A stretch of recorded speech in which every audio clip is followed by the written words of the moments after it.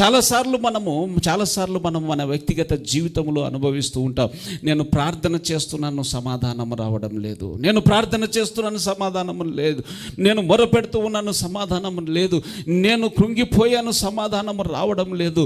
అసలు దేవుడు నా ప్రార్థన ఆలకిస్తూ ఉన్నాడా లేదా అన్న సందేహం వస్తూ ఉందండి.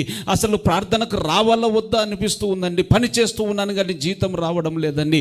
నేను కష్టపడుతూ ఉన్నాను కానీ కష్టార్జితము నా యొక్క చేతిలో ఉండడం లేదండి. అది చిల్లుబడిన సంచి లాగానే అయిపోతూనే ఉందండి. ఏదో దిక్కున ఏదో రోగము, ఏదో ఒక బలహీనత, ఏదో అప్పులు, ఏదో ఎక్స్పెక్ట్ చేయని ఊహించినటువంటి ఖర్చు రానే వస్తుంది. ఎప్పటికప్పుడు వెళ్ళిపోతూనే ఉంది.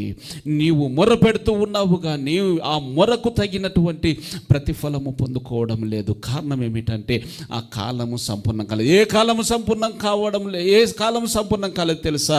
నీవు నేను చేసిన పాప దోషముల శిక్ష యొక్క ఆ యొక్క భారం, ఆ యొక్క శాపము సంపూర్ణం కాలేదు. అందుకొరకే ఇంకా మొర పెడుతూనే ఉన్నాము కానీ ఆన్సర్ రావడం, మొర పెడుతున్నాం కానీ విడుదల రావడం లేదు. మొర పెడుతున్నాం కానీ ఇంకా మనకు ప్రయోజనము కలగడం లేదు. ఉపకారము పొందుకోవడం, మేలు పొందుకోలేకపోతూ ఉన్నాము. సరే, ఈ యొక్క విషయాన్ని మనము మర్చిపోకూడదు. ఏమిటి తెలుసా అండి? పాపము వలన వచ్చే జీతము మరణం. ఆ యొక్క మరణమును కొట్టివేయడానికి యేషువ మెస్సీయ యొక్క రక్తము చిందించబడింది. ఆయన రక్తంలో పాప క్షమాపణ ఉన్నది.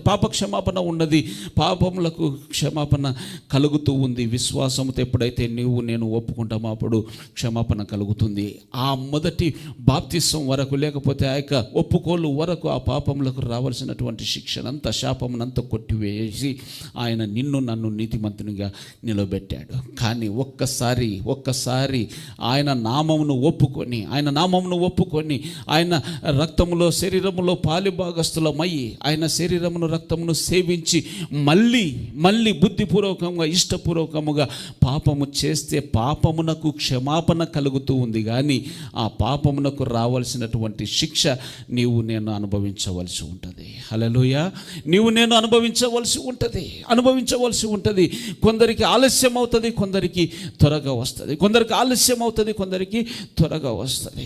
అంతేకాని దానికి రావాల్సినటువంటి ప్రతిఫలము తగిన సమయంలో పొందుకోవాల్సినటువంటి వారమే. అందులో ఏమాత్రము అనుమానము లేదు. కారణం ఏమిటి తెలుసా? విత్తనము వేసినప్పుడు అది మొలకెత్తినటువంటి ఆ మొలక కాస్త చిన్న వృక్షంగా మారడము, అది తథ్యము. వృక్షంగా మారినది ఫలం ఇవ్వడము తథ్యము. అది తప్పించుకునేటువంటి అవకాశమే లేదు. క్షమాపణ కలుగుతుందండి. క్షమాపణ ఆయన నామములో అన్ని వేళలా దొరుకుతుంది. కానీ ఆ పాపమునకు రావాల్సినటువంటి శాపం మాత్రం అది నీవు నేను పొందుకోవాల్సిన వారమే ఉంటాము. మీకు అర్థం కావడానికి చెబుతాను. నాకు లేకపోతే ఒక వ్యక్తి తీసుకొని ఒక వ్యక్తి తను పాపం చేశాడు.